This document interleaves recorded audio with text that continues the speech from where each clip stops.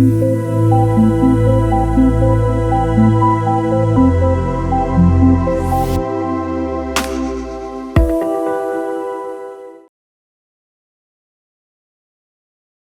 everyone, my name is Atre and I've taught yoga for over 16,000 hours. Now when you teach yoga so much, you go through different poses, transitions, you kind of begin to see the whole practice as a city that only belongs to you. And there are buildings which can be considered as poses, and then there are alleys and pathways and squares in the middle. Those can be considered as transitions from one place to the other place, like the pathways. And when you are at that stage, a lot of creative freedom you begin to feel. You are like, okay, when you're holding this pose, what will make this pose different, unique, or better, or make it feel better and work better on your body? You are not afraid of doing those changes. And I happen to find myself in that kind of a situation very often. And I ended up working on certain poses which are not conventional poses. They are nowhere to be seen. They're not mentioned in any books. Nobody has done those poses before, or at least documented. And there is one beautiful sequence that I've seen myself getting into over the period of time. It's like developing more and more. And I want to share one of that sequence. It's a short one and it's something which is fun to do, and it's, let's say, amalgamation of two poses put together. So we are going to do the tabletop position, but we are also going to tuck the Garudasana into it. If you don't know how it looks like, let's get started. So you just bring yourself into the tabletop position, which is very simple. You start here, and this can totally be like your very beginning of the practice. So you get here, you keep your toes pointed in, and from there you do the cat-cow. So lift your nose up, chin up, a long deep inhalation here so that you can feel the stretch coming on the belly, and then when you breathe out, you lower the chin down to the chest and press against the floor, so much so that it stretches everything, the whole network of muscles, the fascia, everything stretches in your upper back.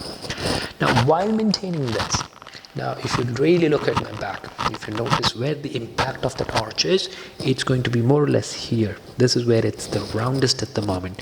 Now what if we take that round shape and we shift the impact of that arch in towards the lower back? So all you have to do for that is to bring the weight towards the knees, press against the floor with your hands, and you begin to notice the openness is more towards the lower back, the lumbar region. It's not in your upper back anymore. It's now coming here. Now the vertebrae in your lower back are having that experience where there's a lot more space. And don't just stay there. You press against the floor with your hands and stretch. Chin can also come down, and you continue to breathe in and out. And then maintaining that arch, you want to shift your body weight forward. And now you notice the impact of that arch goes in the top of the spine. From there you may have to go further with your hands forward, and you continue to let that whiplash pass through. Let that wave pass through the whole body. Point your toes out here, and you lift your neck up, chin up. Comes into a very satisfying pose, which is where the back arches on its own with whatever level of intensity it requires. So there's no push happening here. You're just letting yourself arch. Now while you're holding this position, what happens if you turn your palms this way? Notice the difference might not, the camera might not catch the difference, but my elbows are pointing way more out, and I'm going to extend it. Oh my God, I hope the mic caught the cracking of the shoulders and the chest. I felt that pop right in the upper rib cage, which was extremely satisfying. So you breathe in deep, and then when you breathe out, you want to counter the pose. Of course, you grab the edge of the mat, not just put your hands there. That would be a very regular thing to do. Why don't you grab the mat like a newspaper and you want to pull it away? And that lengthens and brings the body weight more towards the feet and the hips. And continue to breathe in and out. Then when you breathe in, you come back into the tabletop position. Now here, bring your left knee a bit more into the center of the mat. And then from here, the right leg goes here, crosses. The right foot crosses the shin, keeps the shin in place, And then from here, you start shifting the body weight back here like this. And it feels like, wow, your hips, they are getting all squeezed and all that area is getting deprived of blood right now. And imagine when you come out of this, imagine the kind of twist you feel. And it feels strange. It feels strange for sure, but it feels good. Good strange. Now here, the mass of your legs is all sticking together in one place, so that's why it feels heavy. Now you want to use that in your favor by twisting. So you keep your right hand where it is, you lean your weight here, and that feels amazing.